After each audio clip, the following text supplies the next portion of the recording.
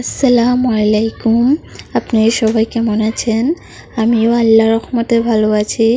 আমার ভিডিওটি কাছে কিংবা দূরে, দেশ কিংবা দেশের বাইরে যারা দেখছেন তাদেরকে অসংখ্য ধন্যবাদ।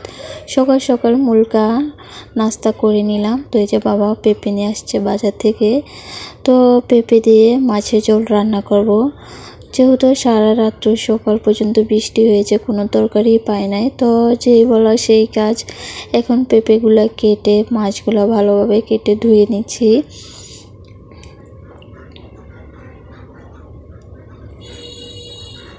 তো এই যে রান্নার কাছে চলে আসলাম, আলুটা ভালোভাবে কষিয়ে তারপর পেঁপেটা দিয়ে দিলাম। পেঁপে দিয়ে মাছের ঝোল রান্না করলে এত মজা লাগে কি বলবো। আমার কাছে মনে হয় যে পেঁপে তরকারি হলেই পেট ভরে খাওয়া যায় আর কি, ভাত। তো এই যে ভালোভাবে কষিয়ে নিব পেঁপেটা। তো কষানো হয়ে গিয়েছে, এখন পরিমাণ মতো ঝোল দিয়ে ভালোভাবে সিদ্ধ করে নিয়ে তারপর মাছটা দিয়ে দিচ্ছি।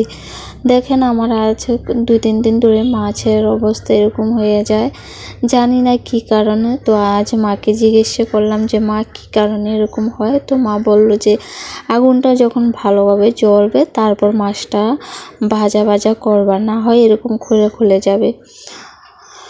তো এই যে এদিকে আমার মাছের তরকারি হয়ে গিয়েছে, এখন আমি শুটকি তরকারি রান্না করে নিব। কলমি শাক আলু দিয়ে শুটকি রান্না করব। শুটকিটা খেতে আমার কাছে এত ভালো লাগে, মনে হয় যে কলমি শাকের শুটকি তরকারি হলে আমার আর কিছুই লাগে না। তো ভাবলাম যেহেতু শুটকি রান্না করব তো ঝাল ঝাল করে রান্নাটা করে নিব। তো এই যে আলুটা ভালোভাবে ধুয়ে তারপর দিয়ে দিলাম মশলার ভিতরে, কিছুক্ষণ কষিয়ে নিব। আমার ভিডিওটি যদি ইউটিউব চ্যানেল থেকে দেখে থাকেন প্লিজ সাবস্ক্রাইব করে পাশে থাকবেন। আর পুরাতন আপু ভাইয়াদেরকে অসংখ্য ধন্যবাদ। তো এদিকে আমি শাকটা দিয়ে দিলাম। এর মাঝে একটা কাহিনী হয়ে গিয়েছে, আমার শিফা মা খেলতে খেলতে ওর খেলনা একটা চুলার ভিতরে চলে গিয়েছে। তো খেলনাটা আবার চুলা থেকে নিয়ে এসে ওকে দিলাম। তো এই যে কলমি শাকটা দিয়ে দিলাম আলুর ভিতরে, তো ঢাকনা দিয়ে দিব এখন। আমার ভিডিওটি যদি ফেসবুক পেজ থেকে দেখে থাকেন ফলো দিয়ে পাশে থাকবেন।